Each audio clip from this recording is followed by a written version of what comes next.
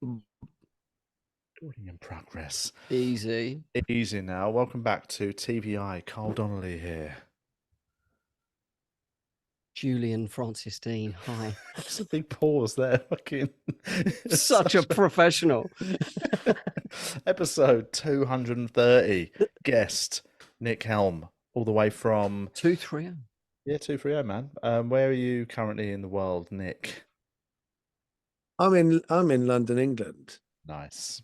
You've got a lovely backdrop. I'd say probably the best backdrop of anyone we've had in recent memory. I've ever seen in my life. Oh yeah, thanks.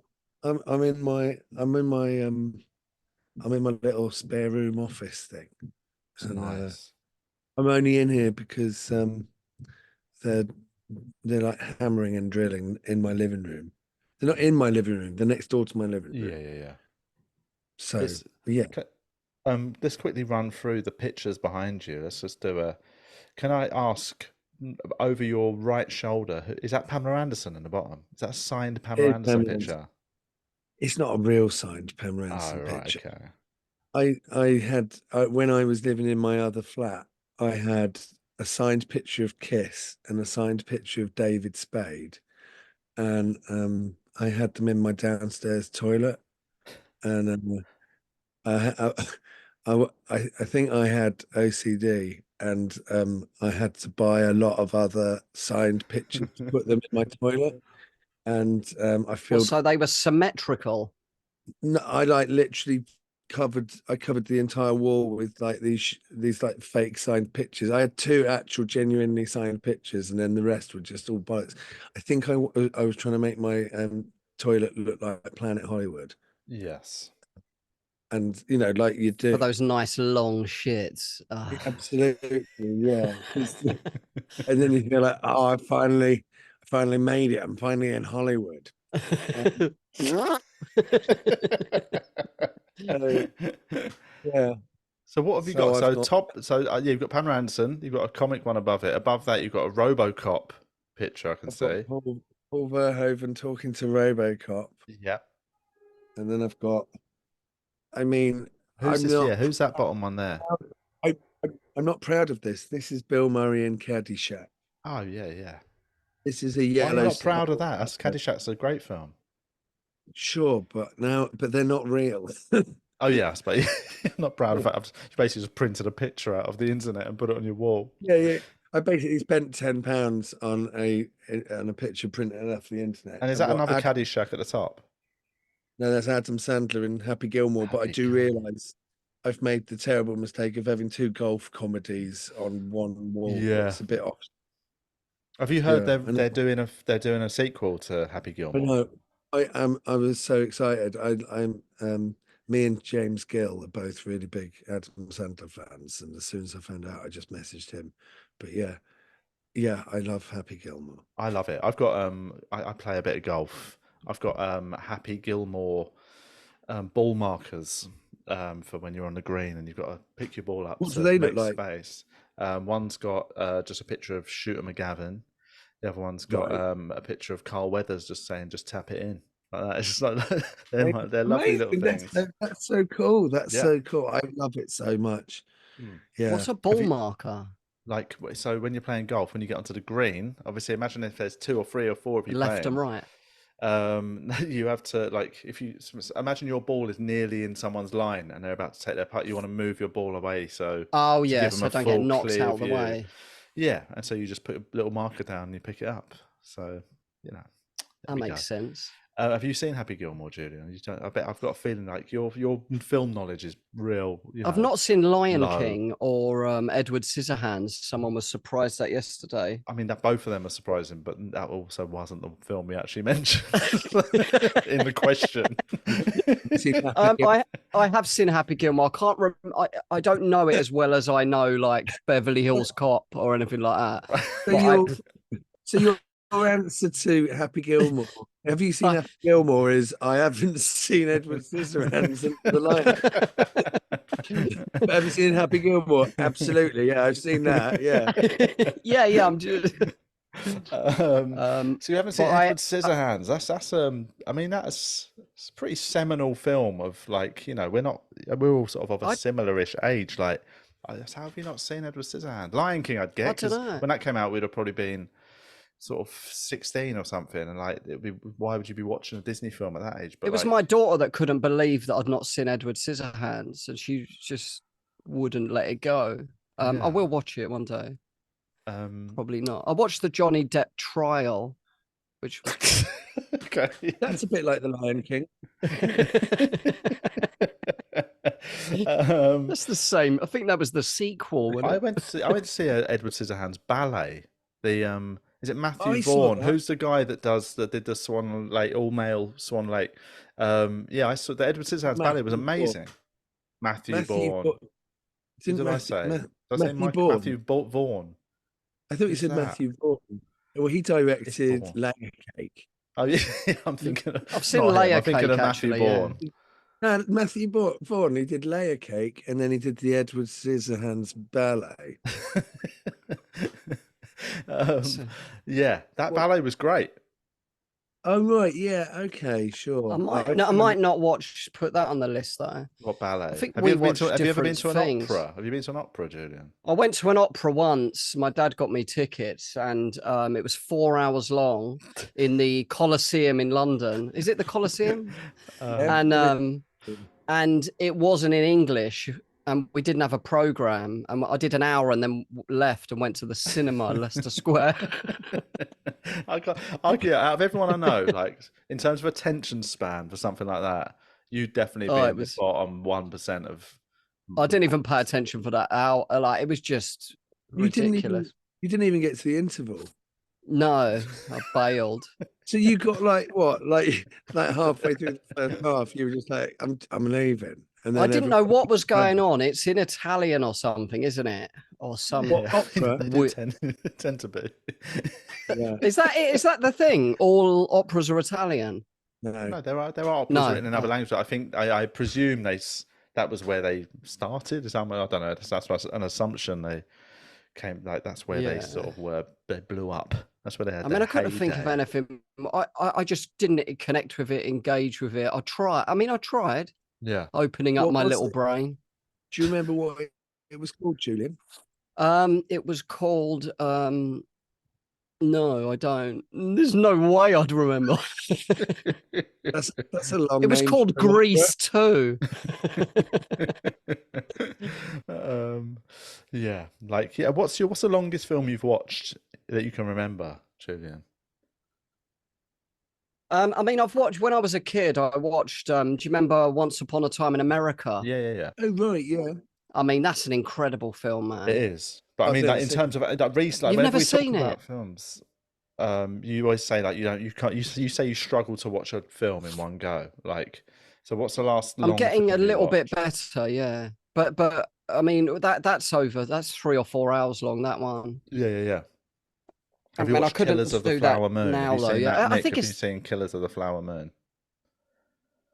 Yeah, I watched it twice in 1 week, which was too much. That's a lot. Yeah. How come all of these things I don't even hear about? How can you both have seen that? I've not even heard of it. It's probably because your internet algorithm is just grot and fighting. So I think we've got different grot fighting and red pill debates.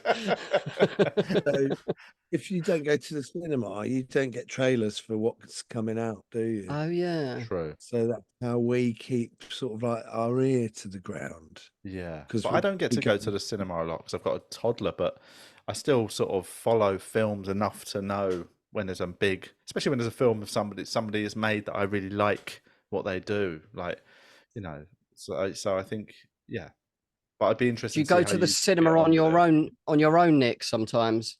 Do I go to the cinema on my? Yeah, well, sometimes, but but sometimes I don't. Yeah. Sometimes you just don't go to the cinema yet. Sometimes, that's like the 3 options, isn't it? And it's like go to the cinema with someone, go to the cinema on your own, or don't go. Yeah. Do you not prefer going? I prefer going on my own. I think going to the cinema on your own is the best of the options of going to the cinema. I've been a couple of times when I was away gigging, like, and when you first start gigging away and like you kind of see the town a bit, like, man, I don't do that anymore. Oh, right, yeah. Yeah, I think I was in Lincolnshire. This is ages ago. I went to see I had my guitar and I went to see The Adventures of Tintin, and then I went to see Tower Heist because I was there for such a long time. Tower Heist, fuck. Yeah.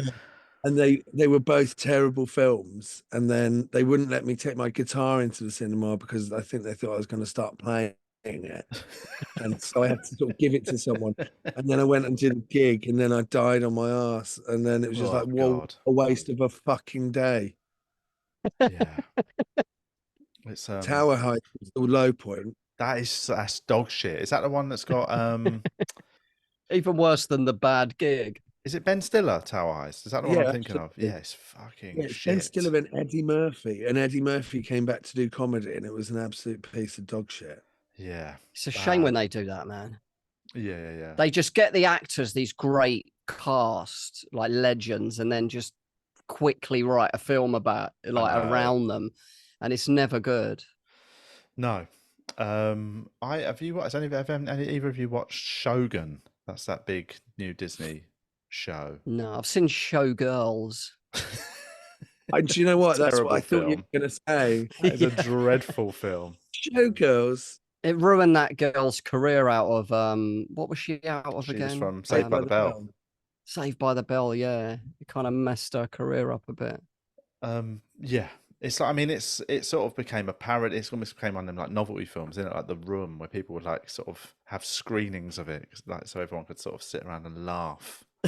It's so bad. Rude. It's like my Edinburgh show. I think some of it's deliberate, right? It's meant to be like a parody. Yes, I think. I don't think Showgirls was though, was it? But it's a Paul Verhoeven film, so like that's his sort of vibe, isn't it? He does sort of like. He was like saying like this is like the American dream. Like it's like it was like 42nd Street, where it's about like going to it's either like going to Broadway or going to like Hollywood to follow your dreams. But you know, her dreams are to sort of get naked for money. It's my dream. Yet to be paid.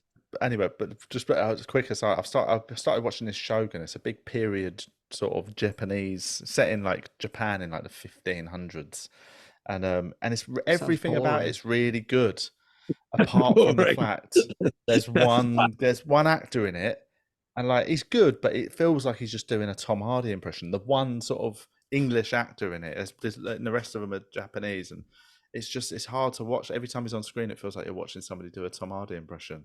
And it's hard. So it's in Japanese, is it? It's all in Japanese, yeah. There are subtitles. Does that make it hard to watch? You're like a fucking 7-year-old. Google Translate. Oh God! But yeah, I watched a fucking good. What did I watch? What's it called? Dark on Netflix. What's that? It's a series. Oh, I've heard about this. Is it German? It's good. Yeah, it's dubbed over. Well, you might be able to get subtitles. I even want to read now. But like you can choose to. It's a bit like Stranger Things that I've never seen. I've heard it's very good. Actually. It's good though. It is good. Not that we're just going to that's my review. We're watching currently, but I watched the first 4 episodes the last few days of Baby Reindeer, which oh yeah, right, yeah, excellent. You know, and if anyone sort of saw the live shows that Richard Gadd did that it covers, then you're like, I never saw them. Amazing, and he somehow has turned that into like a 7-part Netflix drama, and it is. I mean, I loved it. First 3 episodes. Episode 4 was one of the most harrowing, brilliant bits of telly I've watched in a long time. Was it about the one where he got molested or something? Well, he did 2 shows. He did the show that he won the Edinburgh Comedy Award for. I didn't mean that in a funny way. I almost laughed when I said that. Being sexually assaulted. Now you made me laugh while I was saying it. Fucking hell. When he got bummed, was that one? Yeah. That was the show that won the award. But then a couple of years later, he came back with Baby Reindeer. Most people who get bummed keep it stum. He does a show. Oh God! Watch the series. It's brilliant. No, it's supposed to be good. It's dealt with in such an amazing way. It's really, really. It's about him being stalked, isn't it? Having a Yeah, stalker. yeah. A proper stalker for like fucking. No, it looks. I know, obviously, but having a stalker looks really shit. You know, but I think a little part of you thinks, oh, it must be quite nice. Depends how relentless they are. Like, you know. What? How does it look shit? Well, it is purely relentless. Like, you know, it's that thing of constant. She's outside his house all the time. She's emailing him like 300 times a day. You know, that sort of level of stalker. You know, I think if you had a sort of stalker, like, yeah, I know you definitely would. You'd go out of her for about 4 years. I'd have 3 kids by now. She'd have a restraining order on me. That's what you just reverse it. The stalky becomes the stalker. Why weren't you outside my house tonight? I'm round her house, snagging her. I didn't see you.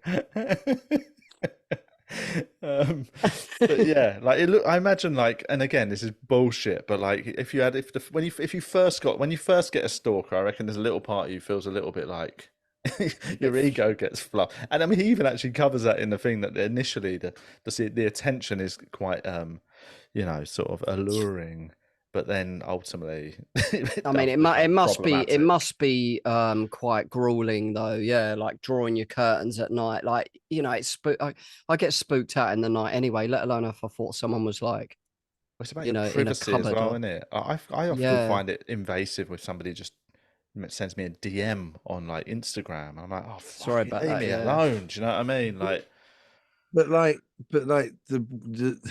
the drawing your curtains isn't the worst thing about having a stalker, though, Julian. Yeah. Well, if you're Julian who likes to wank with the curtains open, it is actually a problem. My stalker would see a lot of me very easily. My door's always on a jar. But yeah, no, the worst thing would be like if, you know, if they were going to kind of get him, you know, like your family, or, you know, it's like, what was it? What was the film again? The bunny boiler one? Fatal Attraction. Yeah, that was pretty hardcore, wasn't it? Yeah. Nice sex scene at the beginning, though. I wouldn't mind that journey just for that. Yeah, but that is yeah, that's the story. There is you bring it on yourself. Like he basically has it off with somebody, and then, you know, he's a married man, and he sort of casts her to one side, and she's, you know, she turns into that person. Like that's that's slightly different. Somebody just stalking you out of the blue, essentially. I think. I don't know why I'm defending stalkers here. Like, I've got it back. It's different though. It is different if you have sex with someone and they stalk you, and then if they stalk you out of the blue. That is different. Yeah, of course. Yeah. It's more flattering if you had sex with them, because it's like, man, I'm pretty good. You know what I mean? I'll take that as a W. That's in the win column, mate. Ain't my fault. Oh God. But it must be scary, because it's a mental health issue on their part, isn't it? And it's like, where's their boundary? Where does it, you know, like they've got a complete obsession with you. I mean, I don't reckon anyone who's mentally 100% sound is going to be a stalker. You know, like it's like a mental obsession, isn't it? Yeah, you know. Yeah. I mean, I couldn't do it myself. I don't know how you guys feel. What, be stalked? Stalk somebody? Yeah, like proper stalking, not pursuing someone. If you're single and you pursue somebody, that is what, you run through a park after someone. I'm talking about. I mean, that's stalking. I don't know. I couldn't do it myself. Is all I'm saying. Let's forget about it. Your hours are dictated to by someone else, though, aren't they? Oh, what, when you're a stalker? You mean it's more about? Yeah, you've got to get up really early, and then you're up. Sometimes depends on their work schedule and stuff, doesn't it? True. Yeah, sometimes it's like a 14-hour day. It's long. Do you know what I mean? Yeah. Especially if you don't live anywhere near them. Oh yeah, I mean, I know. You'd have to move closer, or like camp outside or something. Just commute, but like then you're getting up at like 5 a.m. to get to the I know, writing down their little itinerary. Yeah, fuck that. It's more trouble than it's worth for a lot of people. I think so. I might give it a go. Yeah, you do it, mate. Report back. Let's do some questions. Joe has asked, can you ask Nick if you did a run through of what you were going to do with Susie Dent on Cats? Those segments were hilarious. What's the question? Did you have a run through before with Susie Dent about what you did on Cats? Right, yeah. No. Just riffed it, mate. No. Pure in the moment riffing. You ever run through by yourself? Like you get there in the day and then you've written a song and then you're in the studio and then you run it all. And then when you do it, like Susie Dent's not seen it yet. So like her reactions are all real. But like I've obviously written it and then I've run with it. But yeah. Yeah. I think that's like, you know, I think there's people that think all panel shows are just 100% improvised. And there's people that think all panel shows, everything is scripted. And it's almost like you've rehearsed it as a group. Whereas the truth is right in the middle, innit? Like you get some time to prep your bits and then everyone else is hearing it for the first time. So yeah, that's that's sort of how it works. Although like Dictionary Corner is slightly different because you're like an island unto yourself, and basically, you know, when you do 8 out of 10 cats, basically what happens is everyone comes out, everyone's in their dressing room all day on their own, and then what happens is you all go down to the studio and everyone sits down and everyone's really stressed and nervous, and then what happens is they do the game start or like the show starts, and when everyone does their mascots at the beginning of the show, that takes about an hour, and then the game starts, and if you're in Dictionary Corner, you're not part of any of that, so you're just like when I do it, I've got like a song to sing, and you're basically just sat in front of a studio audience, in front of all the cameras, with all the lights, with all the other people. And you're like, I can't remember the fucking words to the song. And you can't talk to anyone. So you're basically sat there having like a panic attack while they're talking about their mascots. And then Jimmy will, like after about an hour and a half, Jimmy will say, almost like you're not ready for it, and Jimmy will just say, and Nick, what have you got for us? And then you just got to go into like a song, nothing, and the audience don't know who you are, the audience don't give a shit about you, they're just like, who's that guy sat there? And then all of a sudden you're in charge of like the next 5 minutes of entertainment. And so you don't get introed at the very top and have a little chat then?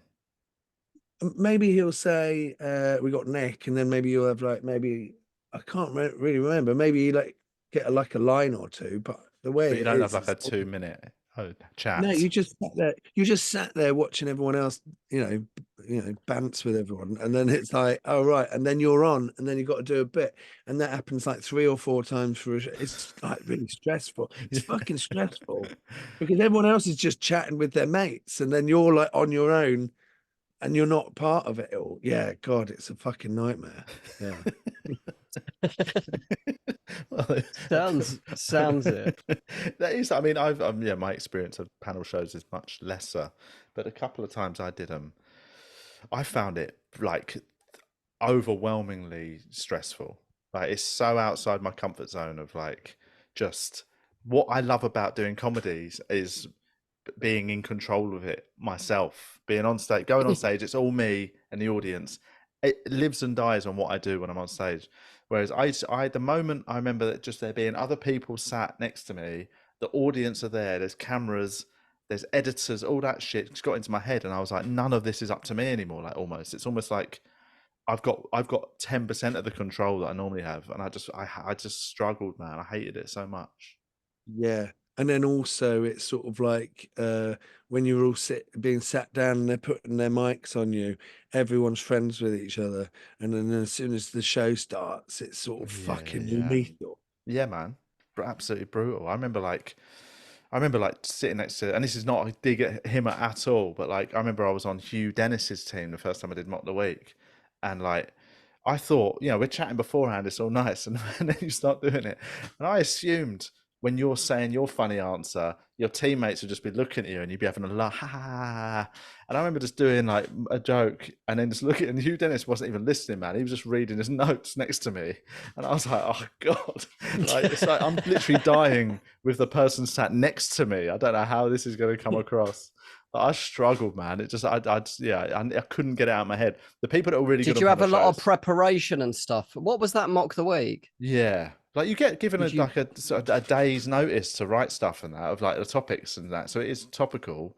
But like I've written on it quite a lot, and like I've been there in the studio when it's being filmed, and I've always looked and thought, I don't know, it's something I just didn't. I don't know because there's a way of there's a trick to doing it. I think is to just do it. Just like don't think about it. Just say everything. Almost like It's almost like a scattergun and be a killer approach. up there as well. Just be ready. Just and just the people that don't let it get into their head that if this isn't funny, like especially if you say something that doesn't get a massive laugh, the people that just go, "Oh, the next one will probably work," and like they just keep doing it.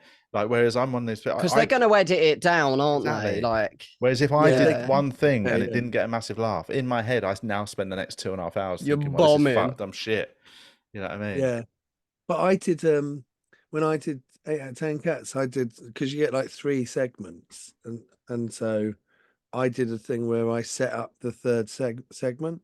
So I did like a bit in the first one, a bit in the second one, and then third one paid off. Yeah. And no one was laughing, and it was just like, of course not, because I've only done the setup. Yeah. So then it's just like you're sitting there, and like Sean Locke was there. And he was like looking at you, waiting for this bit to be funny, and then it's not. And then you're just like, "Oh fuck, I've fucked this. I've done 2 segments where it's just set up, and then there's only a punchline in about 4 hours time." So you're sitting there just like going, "Why have I done it like this? Yeah, why have I done it like this?" Everyone's looking at you. It's brutal, man. I remember talking to people who did a lot of them and were really good at it. And like the way they talked about it was like it's a totally different beast to anything else. Like I won't say who they were, but I remember one actor who did quite a lot of them saying to me, "Oh, mate, one trick: don't laugh at other people's stuff." He goes, "Because unless you're really famous and like," he goes, "if you laugh at other people's stuff, the editors they'll just pick a clip of you laughing rather than pick a clip of you doing a bit." And he goes, "So you won't get as much airtime." And I was like, "What? How are you?" I don't want to sit there and not laugh consciously because I'm thinking about, and I was like, that's not how I live my life, essentially. I thought they'd want the opposite, like they want you laughing because you have more screen time, and I would always find it hard to laugh if I didn't mean, like I didn't feel like it, you know what I mean? Yeah. I think it's good. I think, well, whenever Mars Jupp is on it, he always laughs at everyone. Yeah. And then he always gets he's on it. I mean, he's clever like that. He is. Laughing quick as anything as well. Isn't he? Like, he's so sharp, Miles. But the real skill, the real mastermind in his head is that he laughs at other people's jokes, and then he's on like 90% of the show.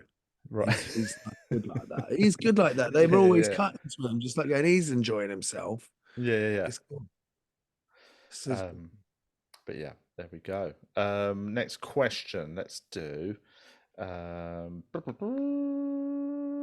about? Is this something? Do you think calling a tour farewell tour could raise a profile and set the artist up for a lucrative comeback? I'm guessing this typically applies to musicians, but could the tactic be used by comedians?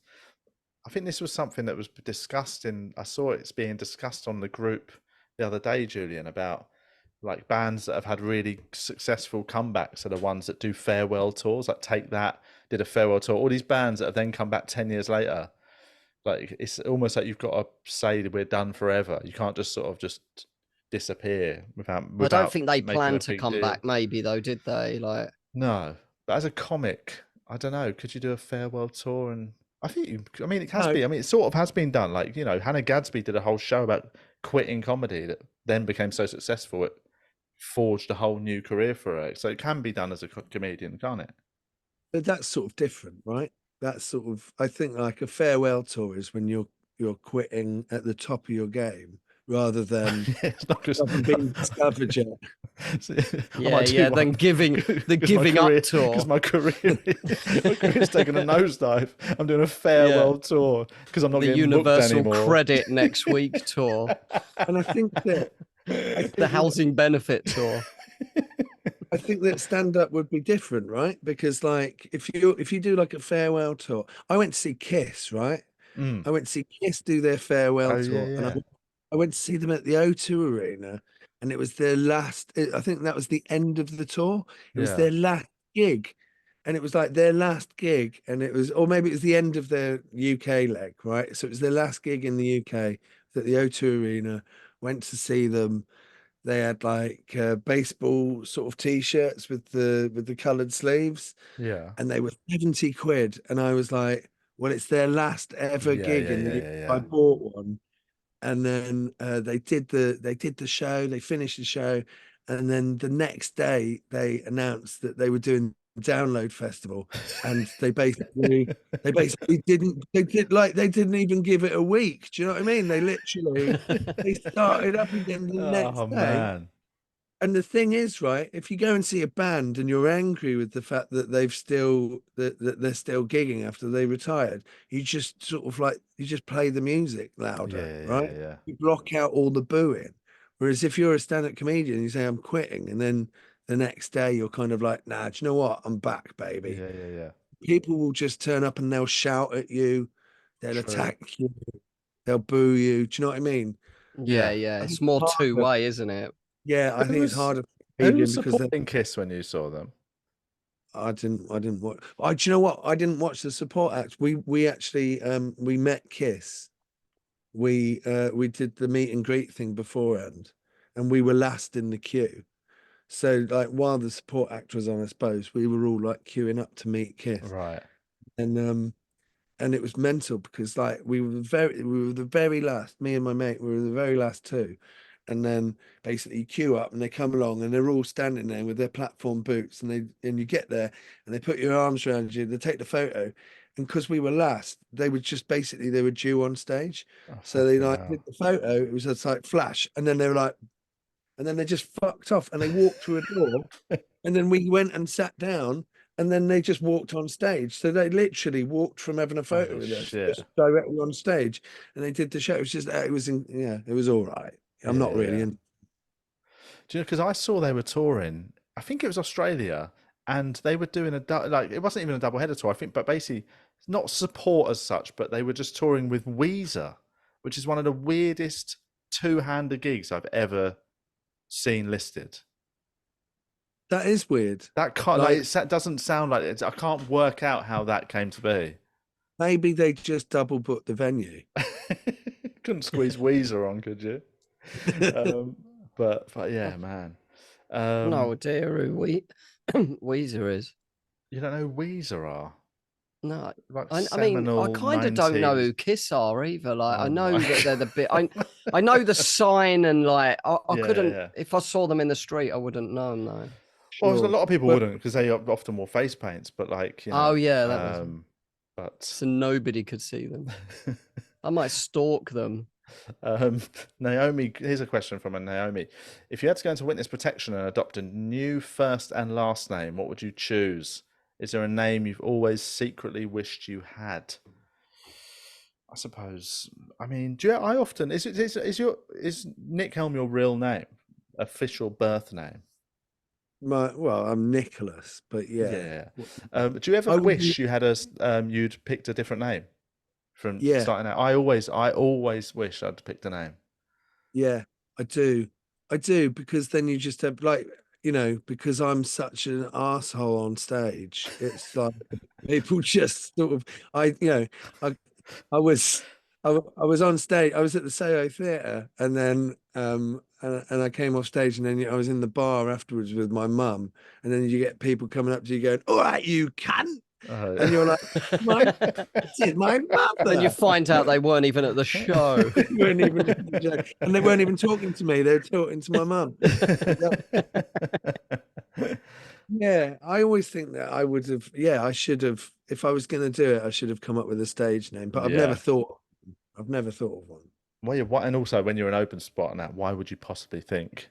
It'd be really It'd be a bit arrogant. It's 100%, yeah, to like get us name and register it with equity or some shit. That's a Yeah. real taking a punt there. Like you're backing yourself a bit too hard, I reckon. Yeah, what's your name? The Amazing Ian. Showbiz Stewart. Yeah. I never used to like my name, Julian, because my middle name's Francis. And like where I grew up, like it was a posh name, you know what I mean? Yeah, So yeah. if someone asked my name, I'd sometimes say a different name, like Justin or something like that. I just didn't like my name because it was like posh, yeah, like on a council estate, you know what I mean? Yeah, yeah, yeah. Or Was people that your say, is that a was that your girl's parents name? trying to sort of, you know, sort of I think fudge so. the I mean, my numbers a mum, bit and give you a name above your yeah, station? I think so, yeah. Yeah. Well, Julian and Francis are both kind of like separately, that's tough, but together, that's like impossible, isn't it? Yeah, Yeah. Julian and Francis Deane. Very feminine names. All right, mate. And calm down, man. All right. But I think I overcompensated a bit by just being the naughtiest kid in the school. You know what I mean? Yeah. Like I just well overcompensated. Maybe it was a bit of that. I don't know. Yeah. Yeah. I can't off the top of my head. I can't think of a name that I would have chosen, but yeah, I would definitely have Julian, liked probably. to. Why, Julian Donnelly. what, but why would you have had a stage name, Carl? Well, because I just think, you know, when your name is your stage name, then all your social medias and that are just they're not separate. People just find you. I've just been like I've had like long lost family members find me online because they saw me on a thing and like they went, oh, that's the name, and they like they've searched ancestry.com and found like my name on a thing, and they've been like, oh, his name's that, and turns out we're like distant relatives, and they've messaged me. I'm like, I don't want to be contacted by distant relatives. I don't want to be contacted by actual relatives. You know what I mean? Like, I want to be left alone By my mum. Yeah. Immediate family only is, and even then I'm probably gonna, you know, let it ring out most times. But like, I find it quite I've contacted distant like relatives though. you're Like that not fucking distant. guy. You're the I don't know, like I don't know why. I just like my cousin who I kind of used to see a lot as a kid. Oh, but that's Hadn't fine. seen him I'm in like talking about people 20 years. that I've never had any contact with. Like they've literally just found some family tree online because they're doing some research, and one arm of it has my side of it, and then they just found me on Instagram because I'm on there with my actual name, and I find that really like, oh, I wish I'd just had a fucking stage name. But they could do that on Facebook, right? That sort of like what do they want from you? Just I don't know. Free tickets. People just like that stuff, innit? People love just like getting in touch with family. And don't get me wrong, I've actually like, you know, but that's nothing to some do. of them That could I've be ended nothing up, to do with stand up though. Like that, they would have done that anyway. Yeah, but one of them actually saw me on a TV show. Even if you were called Lily Savage. But one of them saw me on a TV show and had seen my name on some documents when they were trying to trace some family, and they're trying literally to clout had my chase. name. That my name was one of the names they knew they were related to, and then they were watching Mock the Week, and a man popped on it called Carl They want some of that Mock the Week coin. Hey, I'm looking for a Carl Donnelly, and then they got in touch with me, and it was like, you know, it's fine. Yeah, they were nice and everything. There's nothing. I'm not saying that, but like, I remember just finding it a little bit why do you hate claustrophobic? People just being able to just talk to you under your real name. Yeah, and also, but is it a bad thing to say this? But like, when you got racist. No, but like when you're doing like live work, they know where you are and when you're there.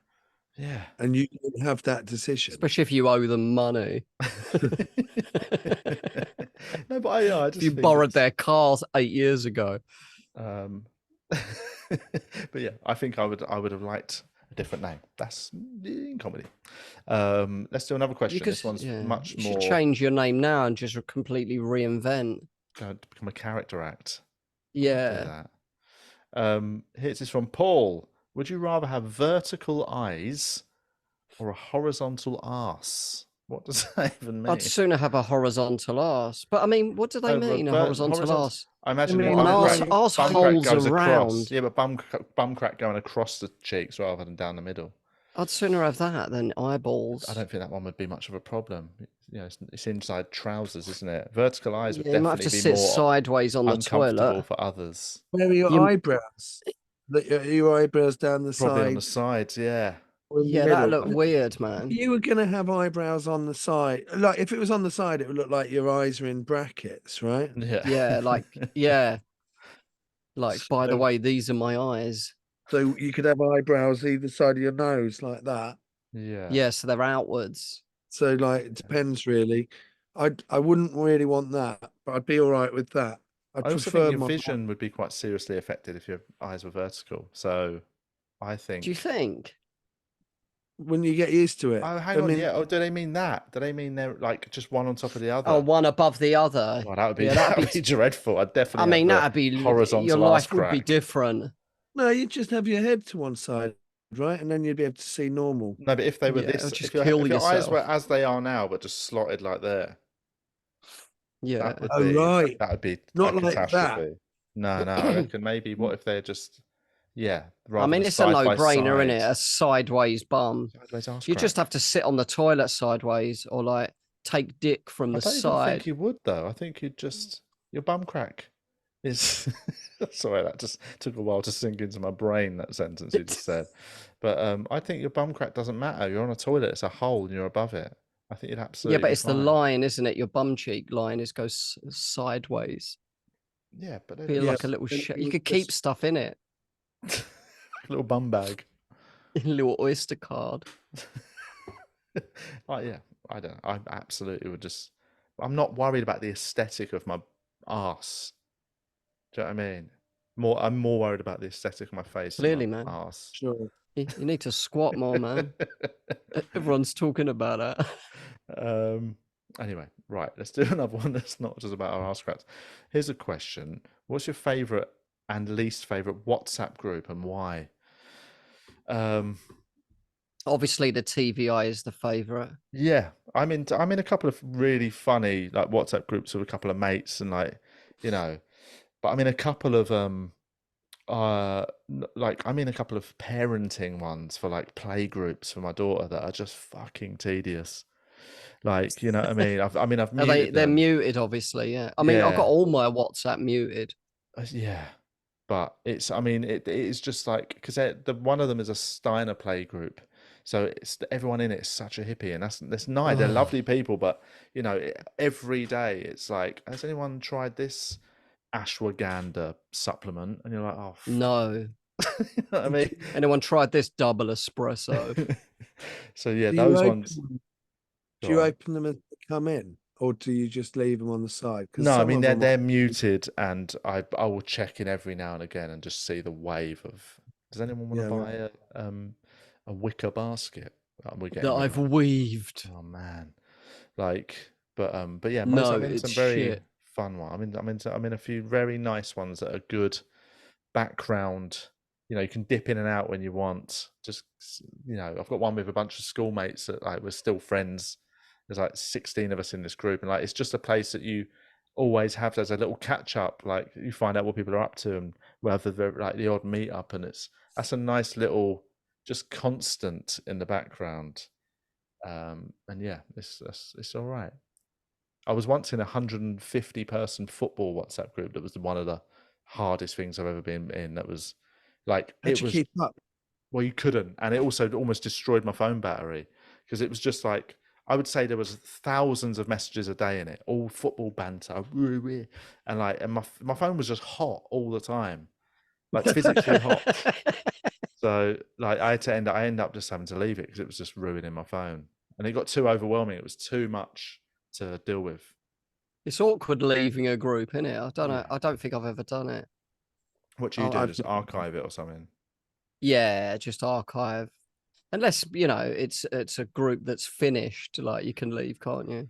Yeah. Like I've been on ones that are like stag do's, and the moment you get out of Heathrow, you're just like, fuck off, I'm out of this shit.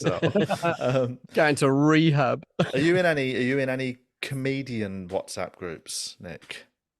No, none at all. No, I don't mean any ones that are like. I just mean that you in any groups like I'm in a couple of small groups of WhatsApp groups with like 4 other comics, and that's about as much as it's got. I'm in a couple of them, yeah. I'm in like my podcast group where we sort of like message each other through that, but there's only like 3 of us. And mainly it's work stuff. I don't know. I'm in like some family WhatsApp groups. I'm not really into WhatsApp. I've got 2 family ones because there was a bit of a riff. It was funny. So they had an argument and they split. Yeah, and they split, and then there's 2 now. It's funny. Yeah. Is that a thing? Is that a thing? Oh, yeah, maybe I'm just not invited to any groups. Maybe that's I'm in a couple of comics ones, but it's only like about 4 comics, you know, or 3. We're in one that's like, I think there's 6 of us in it. Me, you. Is there 6 of us? Yeah. Yeah. We probably shouldn't name it because it's actually quite a rude group. It's called Nutter Comedian Watch, and it's where basically every couple of days you'll just get a screenshot of some comedian's like Twitter output. Breakdown post. It's literally someone's Instagram done something they've done embarrassing, and a screenshot just appears in this group, and it's like, oh god. So it's sort of a bit rude, but like, you know, it's also done in a vein of just being in a very hateful way. It's not hateful. It's never hateful. It's more like fucking here he goes. We see it differently. Yeah. But that's one. There's like 6. I'm in an MMA one, like UFC mixed martial arts, and there's loads. There's quite a lot of Well, there's probably about 12 people, and they're comics. Like, I bet I can name that's technically a bunch of those comics. Elliot Steele, that is in there. Yes. Milo McCabe. Yeah. Let me think. I'm trying to think of people I know that are into that enough. Kai, Rob Thomas, Daniel Sloss. Daniel Sloss, yep. Oh wow. Longley's in it. Oh yeah. It's fun. It's funny though, man. It is funny. Like every now, if there's a big UFC event coming up, you know what I mean, it will pick up a bit, but it's not like it's fun. It's a fun one. Yeah. Hang on a minute. Is it what is it? It's a UFC. What? Like it's just a chat about the sport, like. And if there's a match coming on, then it picks up a bit. Yeah, like it was UFC 300 on Saturday night, so it was a big event. Like it's their number 300 event. So there was chats about the fights and like stuff. Surely that's what the WhatsApp group is for, right? Yeah. Yeah. So that's what I'm. Yeah, right. I suppose that's what it's for. Yeah, they're good are the ones that have a point and have a purpose to it. Do you know what I mean? Yeah. It doesn't. Yeah. Here we go. Let's do another question. Because seeing as Nick's not in any WhatsApp groups. We need to add Nick to a WhatsApp group. We'll start one up. We'll start a new one. What are your hobbies and interests? Talk us through them. I didn't realise being in a WhatsApp group is such a normal thing that you just get questions about it on podcasts. Yeah, I mean, it is. It's a really normal thing. Yeah. Now it is. I'd say the last couple of years, it's really become just a common thing to be part of. But you know, I'm going to start loads of groups now. Just adding people. This question is probably one that we can answer in a jokey way, but probably don't want to be serious. From Martin, he says he loves you, Nick, but then he says, if you're allowed to have any one comedian killed without consequence, who's it going to be? So yeah, it's one that we're probably going to have to joke about. Yeah, or you can pick somebody who's really problematic, so we'd be doing like a service. I wouldn't want anyone killed. I don't think I'd want anyone killed. Maybe Julian just maimed. Have a not really week off the pod without being in hospital.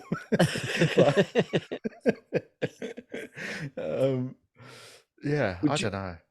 Would you instead of killing someone, would you retire someone? Oh fuck! I mean, yeah, that's a better question. I mean, because I wouldn't want to kill anyone. I don't have any comedy enemies. I don't, I'm not that sort of person. I've never had that. So there's no one I dislike enough. That's not what they say. but retire people. Like I could probably. I mean, I wouldn't name them, but like on here, but I can probably. If I started, I'd probably come up with a list of 100 comedians I'd retire. I'd love a cull, man. You know what I mean? But What, like famous ones or like circuit kind of ones? I don't know. I mean, yeah, probably both. Bit of both, mate. If I had the choice, if I could clip my fingers like fucking Thanos from But people who Marvel. don't like a comic just don't watch them in it as well. Exactly. Yeah, totally. But I Pray can't for think their one. death. It's different if you're on the same bill as them, though, isn't it? Yeah. Yeah. Like, if you don't like a comic, just don't watch them. But then when you have to, if you're on after them, sit in a green room for 3.5 hours. yeah. Last week when we did 2 gigs together, Julian, That was nice, wasn't it? Did you Well, I enjoy that mean- as much as me? I watched you twice in a row. Did you learn stuff? Yeah. I didn't learn anything. I thought maybe Julian needs to be retired. Just I take saw him you out. speaking to the sound man to cut my mic. Yeah, I was ready to shoot him out snap in the the neck when he shed. came off stage. Anglia comedy shout out. They're lovely gigs, Alex's gigs, aren't they? Yeah, Yeah, they're nice yeah, gigs. they are. He's a nice guy. Yeah. Always nice. Here we go. Ed says, your life is a sitcom. Would you rather A, enter a room and everyone goes woo, or B, have have slap bass play when you're going in between places? Oh, The bass line and what, like Seinfeld I kind think of yeah, I vibe? think I'd definitely take the bass Bong, line. bong, tsh. Yeah. you take the bass line. Yeah, I think that would get. I think I'd get more annoyed with the woo when I walk into a room. Yeah, I'd hate that. I'd like with to the be constant- discreet when I go in a room. It's hard with this much charisma. It depends like what the sitcom is, right? Because if it's Cheers, you only and your Norm, right? But that's like an in-universe one, right? Yes. So if Norm comes into, and it's only the pub that he comes into, when Norm comes into the pub, everyone goes, Norm. And then he's like, yeah, I'm the most popular guy in the room. That must be great, right? But if it's like Happy Days, like whenever you walk into a room, it's just like, it's the audience clapping and everyone else. I mean, that would be freaky, right? Like you go into a room and then everyone just stares at you for like 10 seconds whilst applause goes on, Yeah. like from God above. That would be. Do you know what I mean? You just every time you go in a room, it's just applause happens, and everyone just stares at you while they're waiting for the applause to go. Yeah. People would get pissed off with you eventually because it would just be like, God, every time he comes in the room, we got to like everything, we got to drop everything while this guy just like stands there. Yeah. I'd hate it. But then I think other people, friends and family, would get equally as annoyed if every time they walked anywhere with you, there was slap bass playing constantly. Maybe not as annoying, but it would be. It would start grating. But when would the slap bass be playing? When I think it said whenever you go in it. Let me see what the actual. So if you're going from home to the shop, it'd be playing then. Just going in between places. Yeah. It's that vague. It's basically. But it's basically the same problem, only it's like when it is, right? Yes. So if you're going from one thing to the other, you're going to get slap bass all the fucking time. But then when you get to that place and you go through the door, you're going to get a cheer with like 10 seconds of like dead life. Where you're just waiting for everyone to just stop cheering so you can just get back on with your life, you know? I think this is actually quite a stressful question. Yeah. Okay. Well, I'm gonna. You don't have to have either one. Don't worry. What about at the end of every day, everyone you've met turns around with their name underneath them and gives you a thumbs up? Yeah, that's nice. I'd have that. Yeah, let's have that. Yeah. Here we go. Adam said, saw Nick and Julian in Letchworth last weekend. Both smashed it. What was Nick's favourite episode of Fan Club? That's what the first bit wasn't part of the question. It was just an observation. But then he just came in with a question at the end. What was my favourite episode of Fan Club? I don't know. I don't know. Oh, the one when I ate bacon on the. I got a packet of bacon from. Do you know where Foo Bar is? Yeah. at the Pleasance, and so there was like I used to. So when I did fan club, basically, I lived around the corner from Fubar Radio, Right. and and I became like their emergency guest. Like if someone like dropped out or anything like that, they'd just phone me and I'd turn up because I was like, I lived 10 minutes away. Was that And in so then- Soho, Fubar? No, it's No, it's like Caledonian Road. Yeah, Caledonian Road, and so I did it so many times that eventually they said, "Do you want your own show?" And I was just like, "No, I don't want to. I don't want my own show." And because I was just like, I don't really know Fubar. And then they said, "Oh yeah." Then I said, "Oh, can I just do one with my friend Nat because we wanted to do a podcast, but we couldn't be bothered to do it ourselves." And then they said, sure. And so we said, well, we'll do a film one because we're both into films. And they said, we've already got a film one with Sean Walsh and Mark Simmons.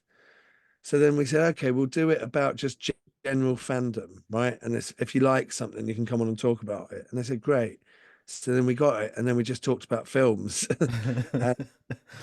and then one episode we had John Robbins on, and before he came on, I ate a whole packet of bacon down the microphone.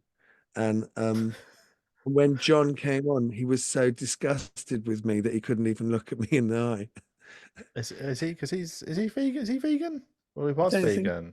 I think it's because he was vegan for a bit. I think John was. But was it was cooked bacon, yeah? It was cooked bacon, yeah. I think it's because he was raw out the pack, man. Just like a fucking werewolf. But it was because he was a professional broadcaster, and I think he was just. I think he found it like offensive to the medium that it was just me eating bacon down the microphone. That was like for 5 minutes. That was like my. You could do anything you wanted on Fubar. It was fucked up beyond all recognition. I remember me and Chris Martin briefly had a show on there, and we got given the slot before Justin Lee Collins, and we just legend. We got in trouble because we kept alluding to his previous court case, and we picked loads of songs throughout our show that just had like puns on like his the things he was accused of doing, and then it just became this horrific running joke, and then we got told off and told that. Did you ever cross paths with him in the studio? I think we did at the end. We on the crossover as well. So it was like, but we'd done it very subtly as well. Like it was, but it was. He was the one who had the voicemails, didn't he? I can't remember.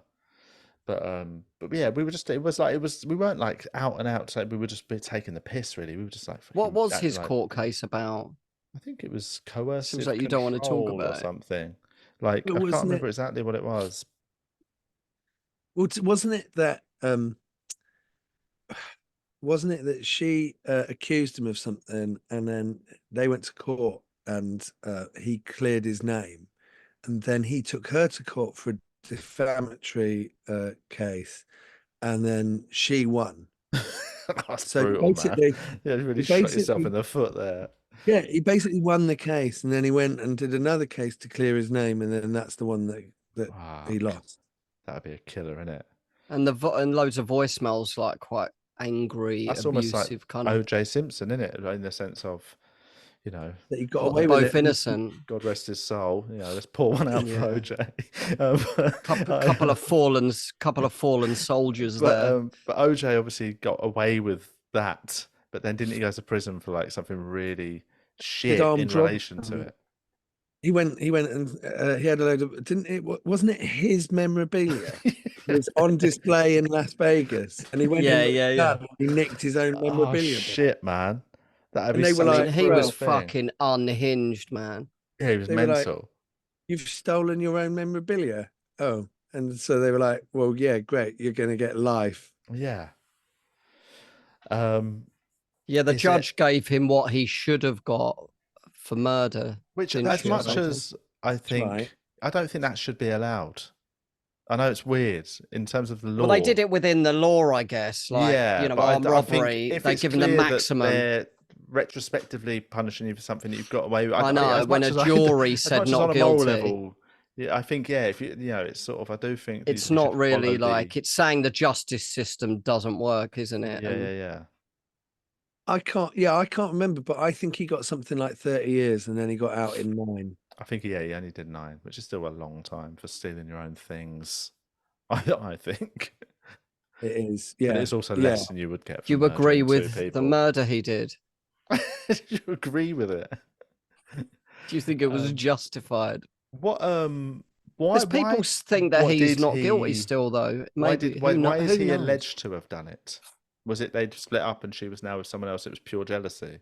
I don't actually know. I've never really bothered looking into it. Well, he was stalking her. Like, yeah, and he was very violent and stuff. Like there was a lot of stuff that happened before, and she was worried he's going to kill her one day. Right. And then they both get shot dead in her bed. Shot dead? No, they were stabbed, weren't they? Were they stabbed? Yeah. They were stabbed. How can I not know that? I watched the trial. He was stabbed, and then when they found him, he had a cut on his hand, and then when you saw the crime scene, there was like a trail of blood going from the bodies to his house, to their back gate. Yeah. And it was his blood. They DNA'd it, and it was his blood. It's just like fucking hell.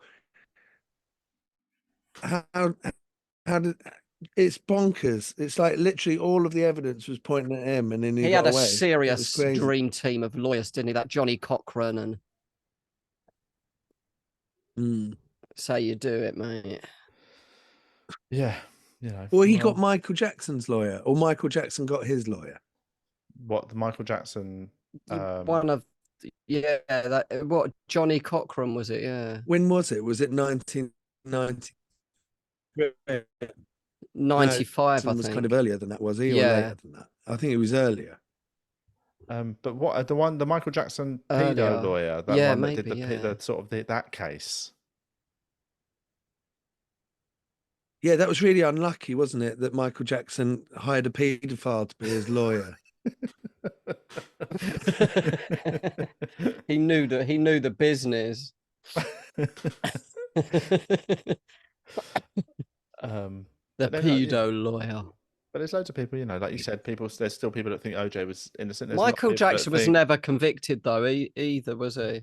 Yeah, but neither was OJ, you know what I mean? Apart from the theft. But so, I think it is that thing of, there's a lot of people still think MJ is clear. That's still another question. I'm not completely sold on it. Yeah. You don't think that MJ was a wrong 'un? I'm not completely sold on it. I don't know. I mean, nobody knows, do they? No, it's true. I think he seemed like a 6-year-old in a man's body, and it could have been innocent. I don't know. Okay. I don't know. I've got no opinion. Right. Let's do one. Let's do one more question before we get sued. Right. Katie, what's one song Nick wishes he'd written? Are there any of his songs he hates performing? 2-part question. A song you wish you'd written.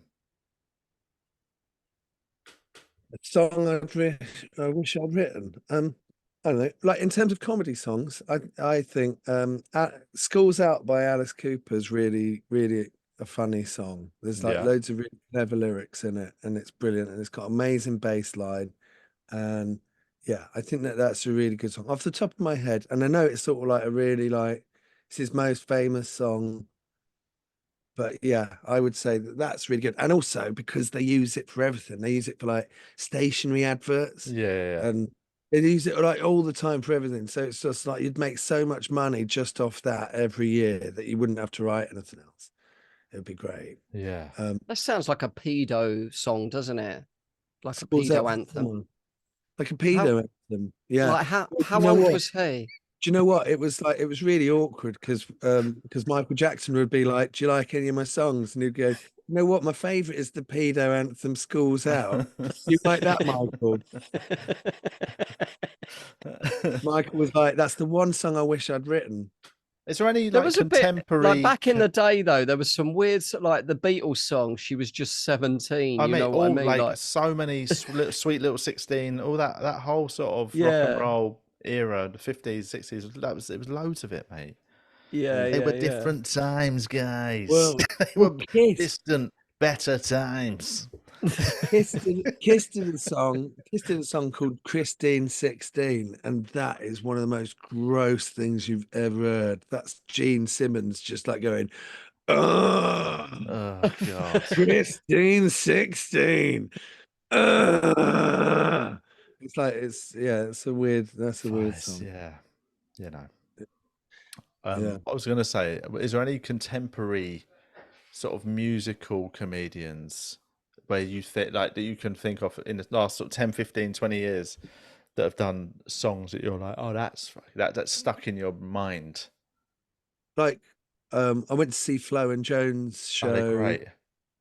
Like where was it? Was it 2000? I can't believe it. Was it 2000 and no, it was 2022. Yeah. And they were at the is it the Roxy? They were at somewhere. They were at the Assembly one that was like the converted church. Oh I yeah, did a show there in 2019. I was like, I've never seen anything in there. And then like a couple of years later, I went to see something in there. Their show was incredible. Like like it was just wall to wall brilliant. And then yeah, all the lighting on the stage was incredible. And then he had this big carpet on. It was just a really cool show. But like all of the songs were brilliant and they're great. And I yeah, like Jazz Emu. So Jazz Emu is really good. yeah. Um, we all did the rest. We did a song on the wrestling when they did it at the O2 together, and that was really fun. But I think Flo and Joan are brilliant. Yeah, they're great. Like, do you know one that I always just remember whenever I think is do you remember? Do you ever hear Tom Basden's song about killing his mate with a champagne cork? No, It was so funny. Like I don't know why. Whenever like anytime his name comes up, that song comes into my head and I laugh out loud. It's such a he had like loads of funny songs, man. yeah, I remember. Yeah, Yeah. I thought Nick's in your 2010 show I saw it. What was that? What the Tron? yeah. That was a great song, comedy song. What, he makes you look fat? Yeah, yeah, yeah. That was great. I remember you got me in and I sat at the front and then you screamed in my fucking face. And I was fucking mortified. And afterwards I said, why'd you do that? Like, you know, you single people out in the audience, but you single me out and like screaming in my face. And afterwards I said, I hated that. You went, yeah, everyone does, man. Yeah. That was so great though. Yeah. It was a good show, wasn't it? Yeah, thank you very much. Yeah, it was all right. Yeah, yeah. No, it was good. Yeah, I remember. I don't remember screaming in your face, but it sounds like it was payment for the ticket. Yeah, yeah, exactly. The second part of that question, just quickly, was: is there any of your own songs that you're sick of doing, basically, or you sort of couldn't imagine doing anymore? No, but there's some of them are like really difficult to sing. Like I don't like some of them. Like the lyrics have never got in my head, Right. and I find them difficult. But then also, people always ask me to do like songs off of Uncle, and it's Oh like, yeah. but all the songs out of Uncle are like really short. They're all like 90 seconds long. Yeah. And so if you were going to do like a whole evening of songs from Uncle, it would be literally like 20 minutes Yeah. because they're all like really short songs because they had to fit in the episode. So I find we've done that a couple of times, but it's so much because they're short. I mean, because they're short songs, you have to fit in loads of stuff. So it's kind of like you do like a verse, a chorus, and then like a middle eight because you want the middle eight to actually act like a second verse, but also a middle eight. Then you finish on a chorus. So you're fitting in loads of information. So all the songs are really complicated, like in terms of like arrangements. So you still have to have like a full band that are playing all of the bits, and they're quite complicated bit, but they're over in like a minute and a half. And so it's never like worth it. But I've got one song that's No Survivors that's like 5 minutes long, so we just do that normally. But yeah, Nice. No, it's interesting. I'm fascinated because it's such a different thing to like Yes, it's so different to just stand up. I struggle to understand, like, because even like Julian, like doing short jokes, I always think, I don't know how people remember that. So songs would be even more tricky for Yeah, me. no. Because I Genius. do stories. For me, I don't have to remember much, because normally it's a true story and I'm just remembering the little points along the way that are funny. So I'm remembering, like, in a 10-minute bit, I only really have to remember like 3 minutes of it, really. So I'm just telling the story, and then the funny bit, the punchliney bits are the bits I've Just get got to one remember. tiny little laugh at the end. Little Yeah, titter. but like a song, it's like a song's like a story. I And like suppose, yeah. but like it's like one idea, like from beginning to end. Whereas like one-liners, Julian, it's like I do like 5 or 6 one-liners at the end of my show, and I always have them written on my hand, because it's just like I can't fucking, especially if it's like at the end of a gig, or when you've got like so much other stuff to remember. It's just like, what are all these fucking? I've got 5 jokes to remember. I can't. I don't Whereas understand. you're I don't know. Like, so someone like Mark Simmons, like writes a new show of one-liners every year. Like, how is he remembering those? exactly. I don't get it. How do you do it, Julian? How do you remember all of your jokes? I I mean, I don't know. I remember after lockdown, really worry, and I'd forget big chunks. I remember getting on and doing like 13 minutes once when I was supposed to like 25. I just couldn't. That was everything I remembered. Yeah. But you know, you do it enough, you know the journey, yeah. And if I put a new joke in, I don't know. You just remember I don't know. You just associate, I guess. It's not. But you've got a lot of other things to think about, I guess, and yeah. Who, I me? ain't. Yeah. Like, Yes. Yeah, but I still find that like a lot easier, because you go, once I've done that bit, then I do a poem. And then well, once my jokes, I guess, are like, you know, like punches in bunches. Like, you know, there's segments. There's still segments, I guess. yeah, right. Okay, yeah. They're not totally unrelated, each one. No. But it feels like that sometimes, doesn't it? Yeah. Yeah. Watching Julian, yeah, it feels When like I'm just bombing. literally random thoughts coming out of a fucking This is lunatic. unrelated to comedy. How is any of this related? Yeah. This is his mum and dad related. That's a new one. There we go. There we go. Let me just write that down on my hand. All right, let's wrap it up. It's been very fun. Thanks for coming on, Nick, and chatting. Are you on? What are you doing at the minute? Are you touring? Oh, my tour. You're on tour. Doing a 2-hour tour show. Holy Yeah. shit. Like 2.5 hours. It's a long show. Fucking hell. Yeah, I know. But I'm on tour till beginning of Ken June. Dodd or something. What's going on? Yeah, I know. I'm our generation's Ken Dodd. That's it. And how long have you got left on the tour? It's up till June, like the beginning of June. Where can they find out about your tour on your socials? Yeah, I'm on Instagram. I don't really do Twitter. I do Instagram. I like Instagram. Follow me on Instagram. Instagram's the one, innit? So Nick Helm on Instagram. Yeah. And Julian, any other business? I think not really. Okay, cool. I'm just gonna lay down. You're gonna have a lie down now. Wow, what time is it? I think so. What time is it there? Midday.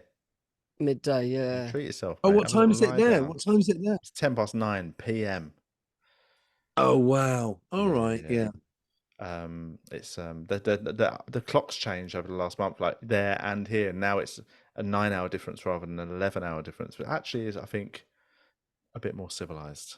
So the clock's changed in Australia as well, but going the other way. Yeah. Closer So now, to us. Yeah. Makes sense, doesn't it?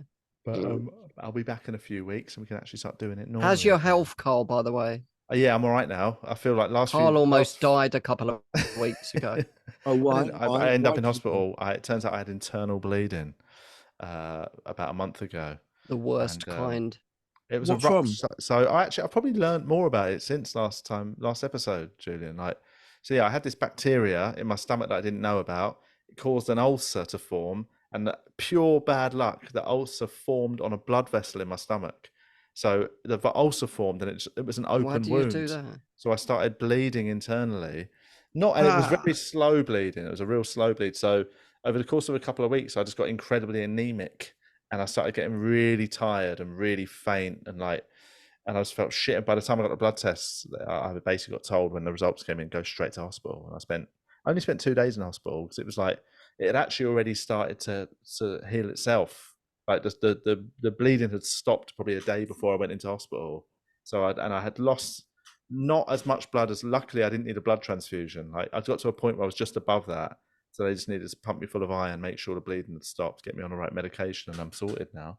So they reckon in about a month I'll be 100%, but now my energy is just a little bit off. I'm probably running at about 80. You taking iron tablets and stuff? Yeah. I've got to do that for another 2 months, she said. So yeah, it was all a bit of a fucking blow. I had to cancel my first weekend at the comedy festival and all that to like just because I was in hospital, and now I'm That's fucking terrible.